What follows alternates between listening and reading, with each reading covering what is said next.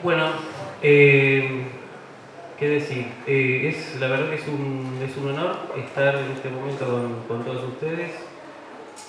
Por supuesto, agradecer al CEFCAM la posibilidad del espacio. Por supuesto, agradecer también a la biblioteca Arturo Marazo, particularmente también contamos por suerte con la presencia de nuestra directora Marcela Naola, de la directora de la biblioteca.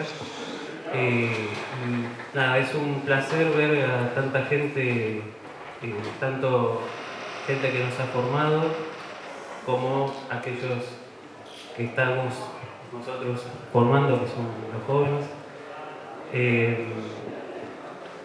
Y bueno, me ofrecí a presentar a Constanza porque me parecía que alguien de griego tenía que presentar a alguien de griego. Nada, bueno, yo para hablar de Constanza tengo que empezar por utilizar el término compañera en lugar de colega, porque colega me parece un poco frío. Constanza, para presentar la charla que va a dar a continuación, Constanza es profesora, licenciada y doctora en letras por la Universidad Nacional del Sur. Concretamente, bueno, ha recibido también una beca de la Fundación Fulbright y tiene una tesis doctoral que defendió muy exitosamente en 2020, cuya edición actual lleva el nombre de Héroes al margen, la locura masculina en las tragedias de Eurípides. Y además de esto es, como si fuera poco, docente del Departamento de Humanidades, concretamente en las materias, en este momento, literatura griega y lengua y cultura griega 2, y también ha sido ayudante en lengua y cultura griega 1 durante la pandemia, y ha sido en ese sentido una gran compañera. Así que bueno, me enorgullece presentarla y al mismo tiempo no puedo dejar de sentir, de profesarle un cariño y una admiración enorme en ese sentido, por sus logros y por su trayectoria. Bueno, además, sobra decir que es autora de numerosos artículos, particularmente hay uno que recomiendo leer que se llama ¿Por qué leer tragedia fragmentaria? Que si mal no recuerdo fue publicado el año pasado, ¿verdad? Antes fue publicado. Sí, lo presenté, pero en principio acá en la jornada mañana. Muy bien. Bueno, entonces, nada, simplemente agradeciendo nuevamente la presencia de todos, los dejo con la compañera para que nos deleite con su conferencia sobre Eurípides. Bueno, muchas gracias. Gracias.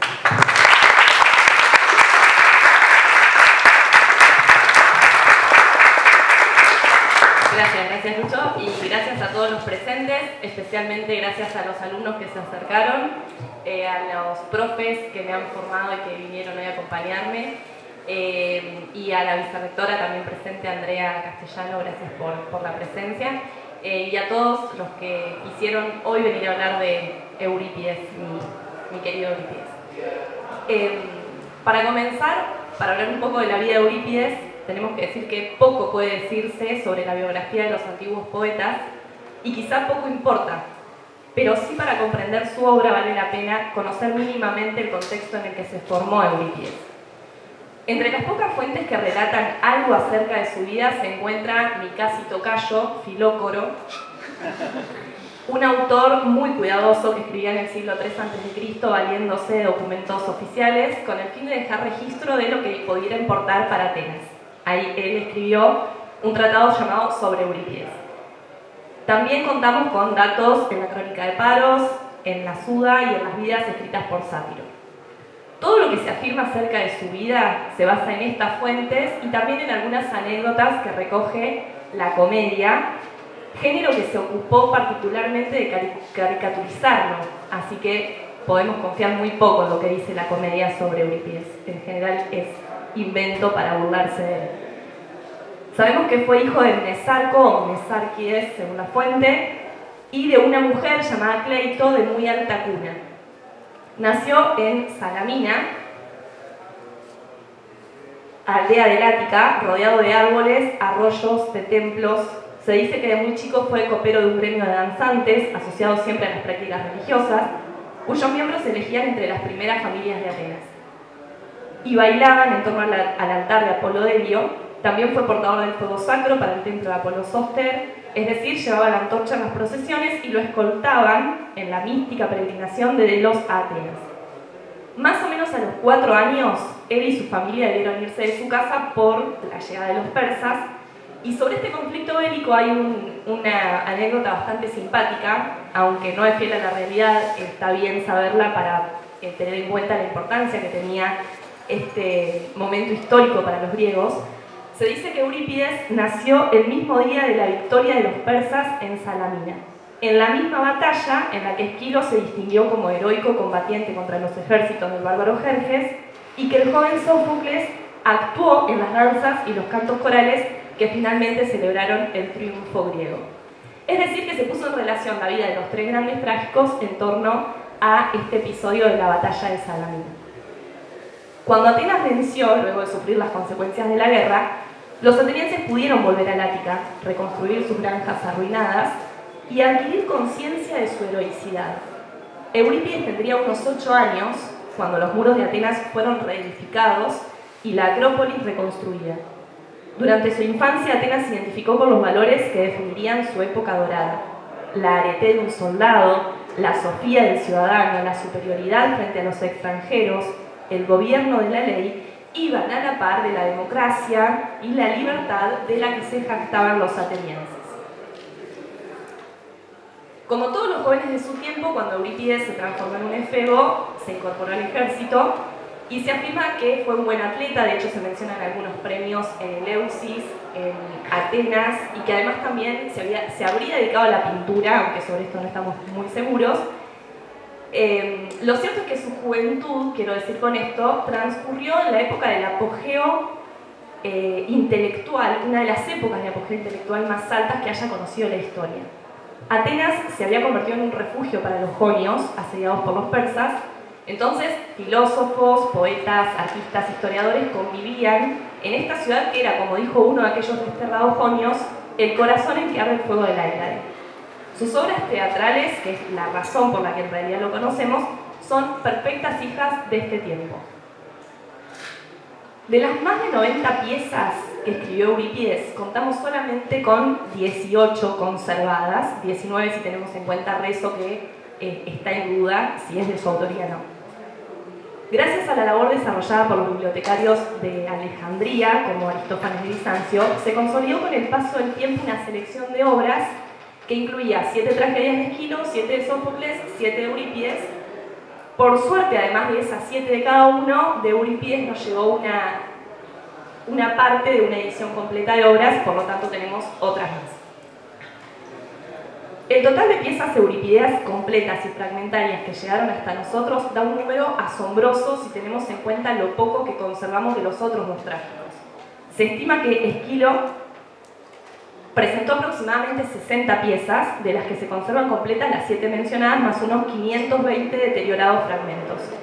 De Sófocles conocemos 120 títulos. Además de las 7 obras que nos llegaron, contamos con 1140 fragmentos, pero en un estado paupérrimo, porque de hecho entre todos dan un total de solamente 800 versos, es decir, que no llegan ni a una tragedia completa. A Eurípides se le adjudican 92 obras. Hoy podemos leer 19, como ya dije, pero tenemos además 1220 fragmentos bastante más afortunados porque nos han llegado en mejores condiciones, lo que permite realizar mayores y más oportunas conjeturas sobre esas obras. Aproximadamente la mitad de las tragedias de Eurípides comparten los temas con los de Sófocles o de Esquilo, pero introdujo también nuevos tópicos y además exploró las ambigüedades de las distintas tradiciones míticas, incluso escribiendo más de una obra sobre un mismo héroe. Por ejemplo, Hipólito, de la que escribió 2 obras llamadas Hipólito, aunque la primera se perdió, o de Acmeón, que también escribió 2 obras tituladas Acmeón, aunque ninguna sobrevivió, pero sabemos que así fue. Si algo destaca entre sus tramas es la centralidad de las protagonistas femeninas. cuestión que fue y es un controversial objeto de debate entre los estudiosos. Es bien sabido que el lugar de la mujer griega era el oikos, el hogar. Además, mientras que el ideal del hombre era realizar hazañas en la guerra, cumplir con su deber en la polis, para alcanzar mayor fama y renombre, el ideal femenino, por el contrario, era el silencio, no ser ni mencionadas ni vistas. El teatro, entonces, les asigna a las mujeres un lugar inusual, las saca del interior de la casa, las pone en el centro de la escena, les da una voz y las construye como personajes poderosos, inteligentes, capaces de desatar las más atractivas tramas. Eurípides se interesa especialmente en los personajes femeninos.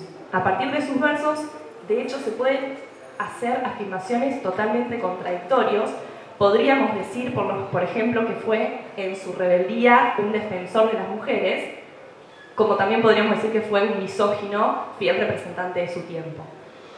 Porque por un lado, sus obras exponen las injusticias y sufrimientos del género femenino. Medea, por ejemplo, con un razonamiento que la asemeja al modelo masculino, denuncia sus males causados por su condición de extranjera, pero también por su condición de mujer. Dice, en uno de los versos, de todo lo que tiene vida y pensamiento, nosotras las mujeres somos el ser más desgraciado. Empezamos por tener que comprar un esposo con dispendio de riquezas y tomar un amo de nuestro cuerpo, y este es el peor de los males. Y la prueba decisiva reside en tomar o uno malo o uno bueno. A las mujeres no les da buena fama la separación del marido, y tampoco les es posible repudiarlo. Un hombre, cuando le resulta molesto vivir con los suyos, sale fuera de casa y calma el disgusto de su corazón yendo a ver a algún amigo o compañero de edad. Nosotras, en cambio, tenemos necesariamente que mirar a un solo ser. Dicen que vivimos en la casa una vida exenta de peligros, mientras ellos luchan con la lanza. Necios.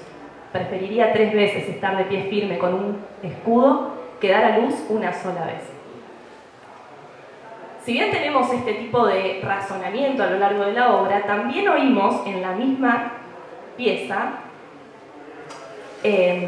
algunas afirmaciones que denuncian el lugar de la mujer como alguien que viene a molestar, ¿no? Que viene a ser un peligro. Una concepción absolutamente natural para la época, ya desde la épica hesiódica, tenemos el mito de Pandora, el origen de la mujer, ¿no? Como se acordarán, la mujer entonces es la creación por el castigo divino que los dioses quieren imponerle a los hombres que han robado el fuego sagrado. Entonces el castigo para estos hombres es la mujer, que además es una persona muy atractiva, imposible de resistirse a ella, a la que le dan una caja y le dicen no la abras, pero al mismo tiempo la hicieron muy curiosa, no se puede resistir, y por supuesto eso desata todos los males en el mundo. Esta concepción también se ve muy bien en un poema que me gusta mucho del yambógrafo Simónides, donde describe a las mujeres comparándolas con animales. Mi párrafo favorito es el que la compara con una zorra, y en uno de los últimos dice: pues el mayor mal que creó Zeus fue las mujeres. Incluso cuando parezcan reportar alguna utilidad a su marido, en desgracia a todo se le convierte. Jamás podrá pasar de buen humor todo el día quien con una mujer convive. Cuyo protagonista es una de las mujeres más empoderadas de la mitología. Jasón asevera: los hombres deberían engendrar hijos de alguna otra manera y no tendría que existir la raza femenina. Así no habrá mal alguno para los hombres. También Hipólito expresa este deseo en la obra homónima, se queja de que para procrear no haya otro medio que no sea la mujer, y dice: oh Zeus, ¿por qué llevaste a la luz del sol para los hombres ese metal de falsa ley, las mujeres? Si deseabas sembrar la raza humana, no debías haber recurrido a las mujeres para ello, sino que los mortales, depositando en los templos ofrendas de oro, hierro o cierto peso de bronce, debían haber comprado la simiente de los hijos, cada uno en proporción a su ofrenda, y vivir en casas libres de mujeres. Ciertamente no debemos confundir la voz del personaje, sea Hipólito, sea Jasón, con la de Eurípides, pero la cuestión acerca de la postura del autor no puede cerrarse definitivamente. ¿Está denunciando la situación de la que no tiene lugar en la sociedad? O puesto que el ateniense iba al teatro fundamentalmente a aprender, está exponiendo los peligros que representa la mujer y de la que entonces el hombre griego debe protegerse y cuidarse. Este problema se agudiza en vacantes. En tanto las mujeres salen de sus casas, desobedecen las órdenes del rey para rendir honor al dios que aquel no acepta, pero en todo caso, ellas, toda esta desobediencia, la hacen fuera de los límites de la polis, ¿no? Se van al monte a rendir honor al... Bueno, acá los estudiantes de literatura griega lo pueden decir mejor que yo seguramente. Entonces, las preguntas que surgen a partir de esta pieza, una de las últimas del autor, compuesta cuando cae el Imperio Ateniense, si nos limitamos a su postura respecto de las mujeres, son las mismas que suscitaba Medea. Es decir, 30 años después, Eurípides sigue planteando el problema. Psyche, que es una de las primeras estudiosas que ha estudiado la tragedia desde un punto de vista con enfoque de género, ¿sí? Con perspectiva de género de la Universidad de Princeton, observa que la acción dramática se organiza en torno al afuera, que es el espacio propio del hombre, y el adentro, que es el espacio propio de la mujer, ¿no? El interior, el oikos.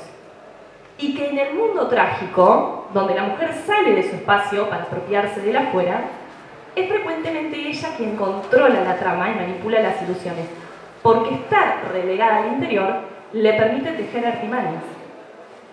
Por eso, el engaño y la intriga son vistas como naturales a la mujer, quien siempre está bajo sospecha de que hace de algo, una mujer virtuosa, pero que esconde sentimientos y pensamientos.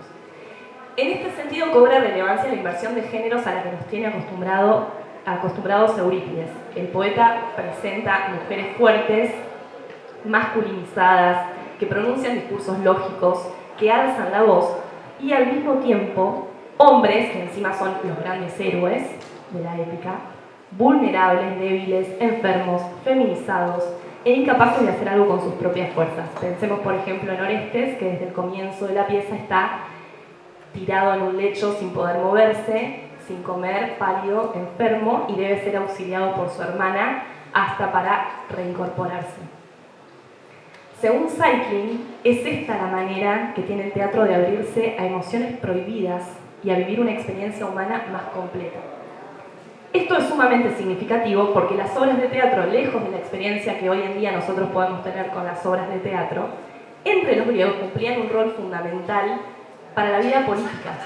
Como ustedes saben, en el contexto de las festividades en honor al dios Dioniso, luego de una serie de celebraciones religiosas, de procesiones que se hacían con la estatua del dios, luego de anuncios por parte de los gobernantes de rendir honor a los mejores guerreros de la ciudad, tenían lugar las competencias dramáticas en las que competían los distintos dramaturgos.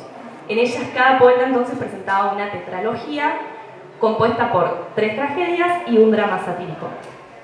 Para esto, además, los dramaturgos debían pasar por un proceso de selección para poder hacer su puesta en escena, ¿no? Y en ese proceso de selección los ganadores obtenían el financiamiento para su performance.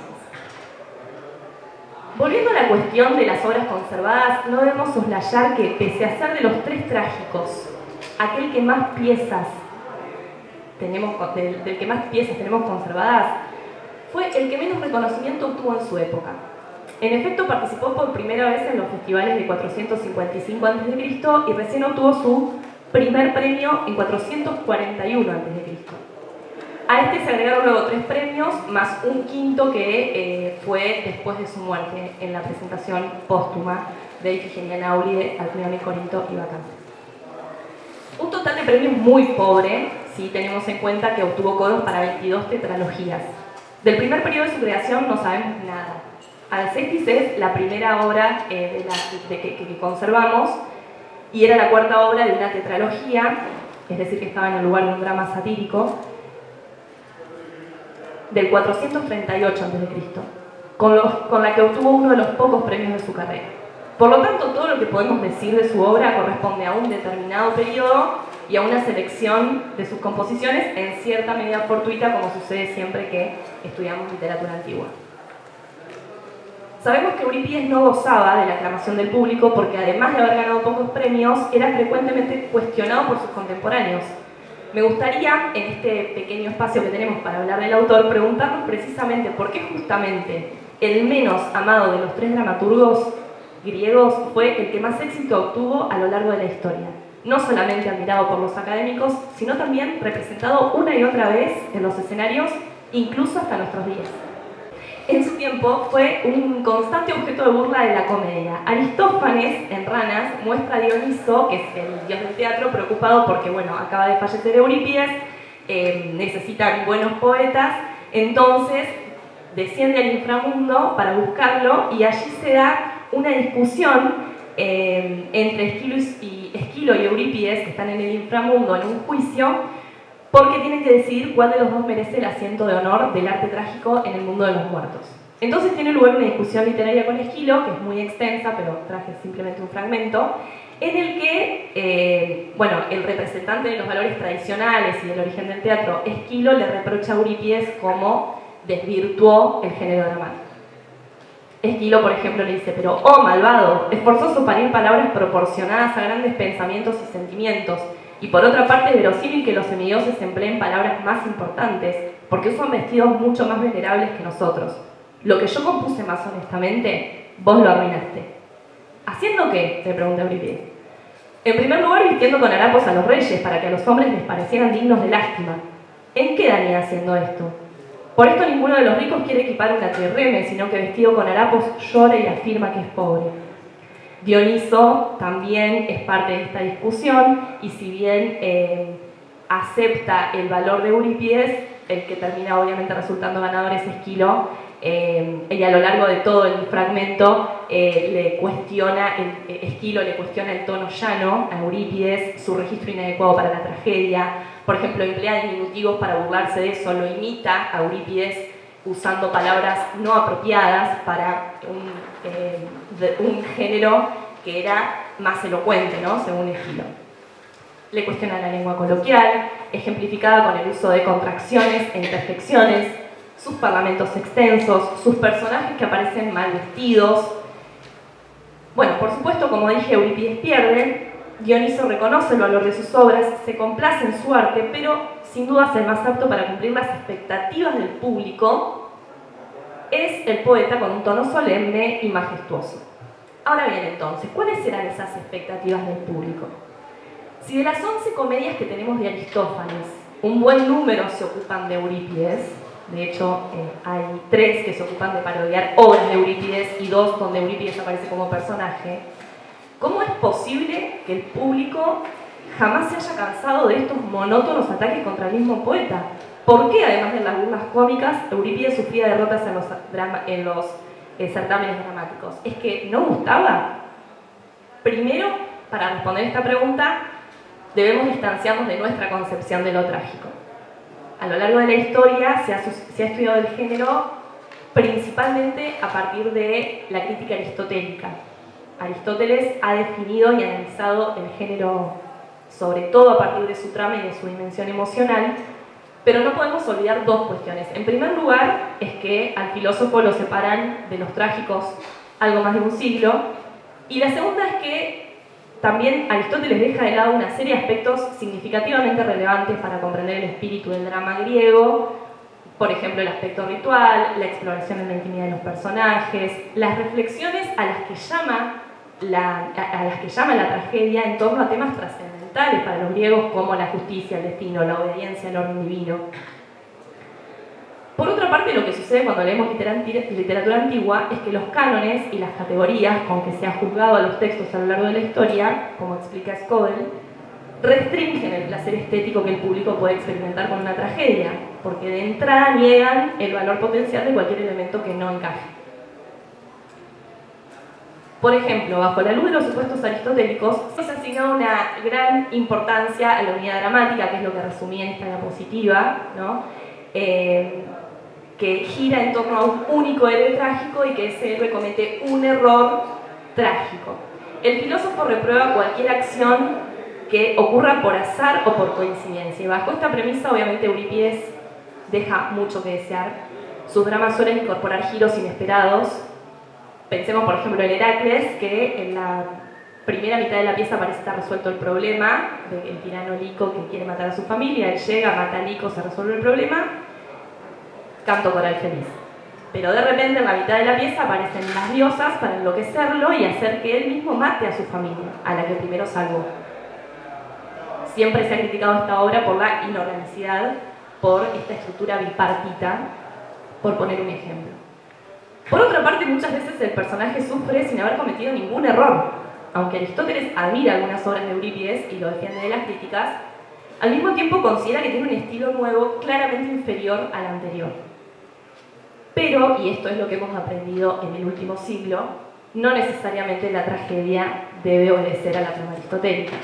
Los poetas trágicos se interesan por las elecciones y las acciones humanas. Cuando sufren por desventuras de las que no tienen ninguna responsabilidad, la tragedia intenta mostrar justamente cómo responden. Más que interesarse por cómo se cae en una desgracia, se interesa en cómo se responde a ese sufrimiento. Eurípides llama la atención del público sobre las fuerzas que han obligado al personaje a franquear el umbral de sus propios límites. Pensemos en Medea, cuyo comportamiento con Jasón es irreprochable, y sin embargo, en compensación, ha tenido una respuesta horrible, fue ultrajada por su marido y abandonada. O pensemos en Hipólito, de conducta irreprochable y cuyo problema trágico se explica a partir de la pasión amorosa que tiene su madrastra. Es que los personajes dramáticos son siempre polifacéticos. En un sentido resultan irreprochables, pero siempre revelan un costado oscuro.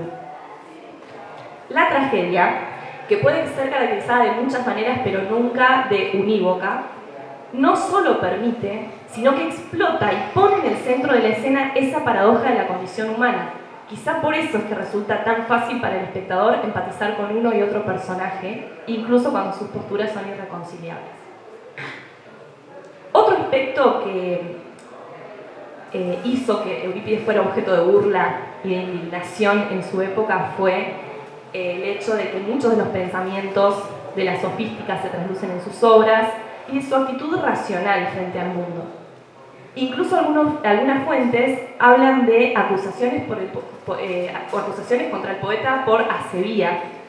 La fama de impiadoso que lo rodeaba, de no respeto a los dioses, era tal que hasta cuando falleció Eurípides se decía que un rayo había partido su tumba. También estaba la leyenda de que había sido despedazado por perros, anécdota que simboliza el castigo del ateo. Lo cierto es que sus personajes y sus tramas permiten un serio cuestionamiento sobre el orden divino y manifiestan una indagación racional acerca de la verdad de las cosas. Indudablemente en este punto se advierte la influencia del contexto intelectual del siglo V a.C., en el que está inmerso nuestro poeta. Emergía entonces el movimiento sofístico y la búsqueda de cierta racionalidad. En palabras de Easterling, Eurípides es un hombre muy de la era sofista. La relación estrecha que había entre Eurípides y los sofistas fue hartamente estudiada por la crítica, y esta actitud racional del poeta se evidencia, por ejemplo, en el modo en que aborda un tema que es nodal para el género trágico, que es la enfermedad.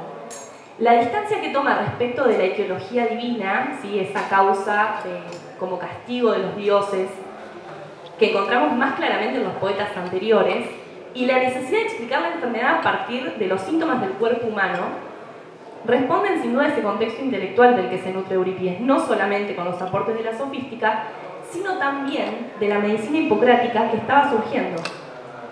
En efecto, las primeras explicaciones que hay sobre las enfermedades, el cuerpo humano, las explicaciones sistemáticas y racionales son aquellas que dieron los médicos hipocráticos en el siglo V a.C., la incipiente medicina en un intento de comprender los síntomas físicos en el momento en que cobraba relevancia la tecne, indagó sobre la enfermedad, sus causas, las posibles curaciones, y en Eurípides encontramos que por un lado los héroes sí son enloquecidos por dioses, el autor toma escenas tradicionales de la locura, sí, pero por otro lado parecen evidentes las causas naturales, especialmente si se observa la coincidencia de los síntomas de la manía euripidea con los descritos en los tratados hipocráticos, como por ejemplo en Sobre la enfermedad sagrada. En ese tratado se explica el funcionamiento, la enfermedad sagrada identificada después con la epilepsia, ¿no? En ese tratado se explica el funcionamiento de la locura, se aleja completamente de la interpretación religiosa de la enfermedad y se sostiene una teoría racional que busca identificar las causas de la enfermedad por fuera de la intervención divina. El médico insiste en que si se puede encontrar una causa, entonces se puede encontrar una cura, y explica que a partir de la teoría de los humores sumado a algunos factores externos como el viento, las condiciones climáticas, es posible entonces llegar a una curación. Es llamativo que la sintomatología que describe el médico hipocrático corresponde con los síntomas que los personajes de Eurípides muestran en escena enloquecidos. Podemos mencionar, por ejemplo, a Orestes, que por momentos sufre una locura hiperactiva, ve a las erinias persiguiéndolo y por momentos está, como dije antes, en el lecho sin poder moverse, que no entiende lo que le pasa, amnésico. Las palabras que usa Eurípides para describir los síntomas de Orestes en uno y otro momento podemos hacer un rastreo léxico y vemos una correspondencia muy llamativa con aquellos sobre la enfermedad sagrada. Entonces, las descripciones que Eurípides hace permiten suponer que conocía muy bien las teorías intelectuales de su época, y Ferrini, que se ocupa de estudiar el léxico hipocrático en Eurípides, menciona el realismo del dramaturgo. Pero lejos de creer que el trágico haya determinado la formación de una mentalidad científica o haya adherido a ella, sostiene acertadamente que dio los instrumentos para caracterizar su teatro en un sentido nuevo y más laico. Mostró los problemas de su época, una época en la que la medicina y la religión, no obstante su distanciamiento, van de la mano. El conocimiento de la incipiente ciencia por parte del dramaturgo no es casualidad. Es que tanto la tragedia como la medicina tenían un objeto en común, el sufrimiento humano. Nacidas ambas en el seno de la democracia ateniense, tanto la medicina hipocrática como la tragedia, especialmente la eurípidea, comparten un especial interés por las causas del sufrimiento y por los posibles métodos de curación. El héroe trágico no solo padece, sino que expresa ese padecimiento anímico y corporal, lo pone en palabras, busca manera de aliviarlos y frecuentemente fracasa en esa búsqueda. Debe atravesar el dolor y, en el mejor de los casos, asumir las nuevas circunstancias que los dioses imponen. Mientras la épica se ocupa de un modelo masculino que encarna las virtudes heroicas de un modo ejemplar, la tragedia pone en el centro de la escena la vulnerabilidad. Y junto con la vulnerabilidad se esbozan en ella nociones muy importantes como la responsabilidad, ya que el héroe trágico, para bien o para mal, en algún punto siempre tiene que enfrentar una decisión, que es la decisión trágica. En efecto, el protagonista del drama es o bien una mujer, cuya marginalidad la convierte en un peligro, como ya dijimos, o bien un hombre que sufre y que expresa su pathos emocional y físicamente. Esto resulta significativo en tanto que el hombre de la polis griega se distingue y se diferencia de la mujer, de los esclavos, de los extranjeros, entre otras cuestiones por su autonomía, por su capacidad para controlar su cuerpo y sus acciones. Como sostiene Mastronar, los dramaturgos invitan a la audiencia a identificarse temporalmente con figuras de diferentes estatus, a identificarse con libres, con esclavos, con hombres, con mujeres, de clases bajas, de clases altas. Y cuestionan constantemente la eficacia de las acciones humanas al mostrar aquellos modelos heroicos, objetos de admiración en el mito y la épica, como fracasos de masculinidad. La tragedia desafía los valores masculinos, difumina las distinciones de la cultura griega, subraya el fracaso y la frustración del héroe.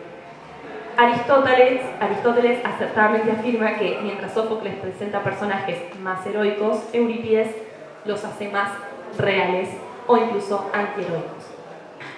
Quizá por eso, si bien como hemos visto fue un poeta burlado y criticado en su época, era admirado por los filósofos. Se dice de hecho que Sócrates iba al teatro solamente cuando sabía que iban a dar una de Eurípides.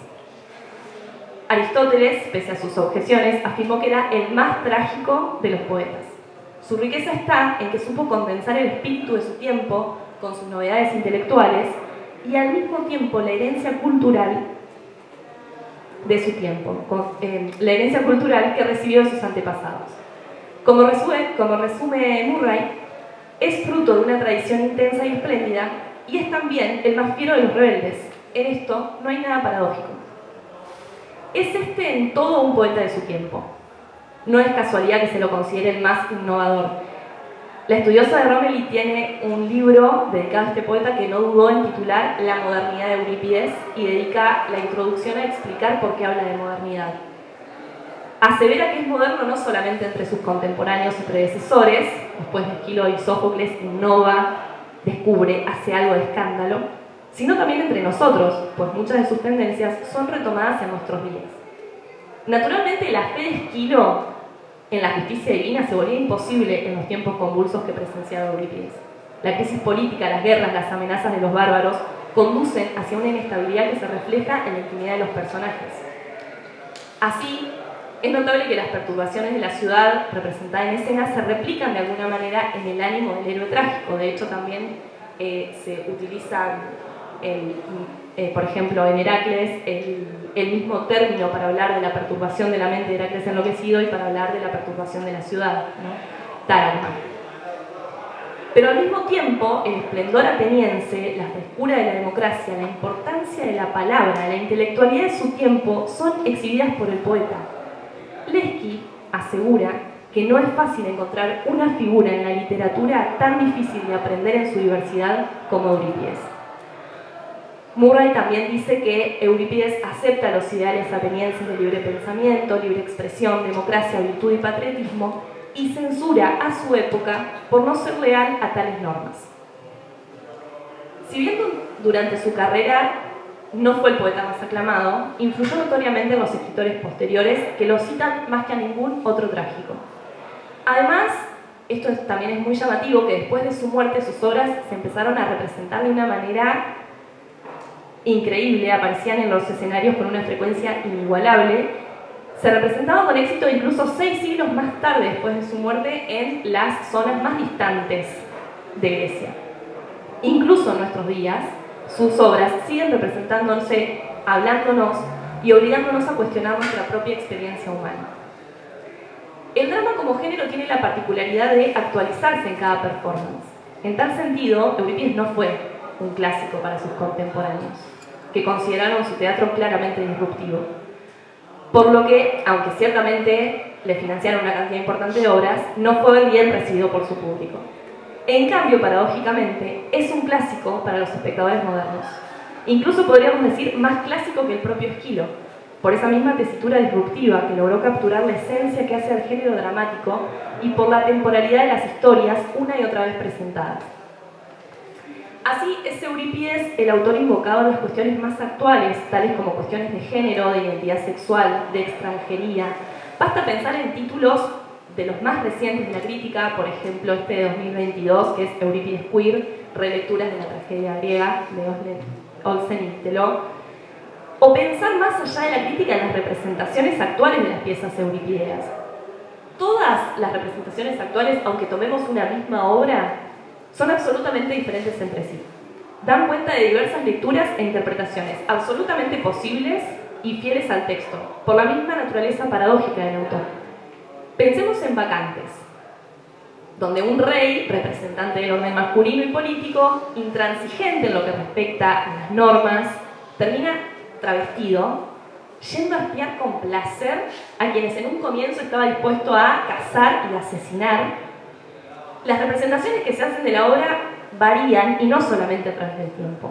Actualmente podemos encontrar aquellas que representan el travestismo como algo absolutamente trágico, porque es la artimaña de Dioniso para llevarlo hacia la muerte y el castigo que él le quiere imponer al rey, o también las representaciones que muestran el travestismo como algo de lo más cómico y uno no puede parar de reírse realmente. Traje algunos ejemplos que me gustan mucho, por ejemplo este de Siracusa, que es una representación en clave de lucha feminista, donde los bacantes además bajan de los montes como grupos del movimiento feminista, del movimiento LGBT, con carteles, con pancartas, y realmente es una tragedia absolutamente fiel al estilo trágico, en el que cada personaje muestra la esencia trágica, ¿no? del personaje que le toca interpretar, Dioniso, con su persuasión y todo lo que conocemos en Bacantes, y finalmente se manifiesta en todo su poder y esplendor transformado en un toro. Estas son imágenes todas del coro.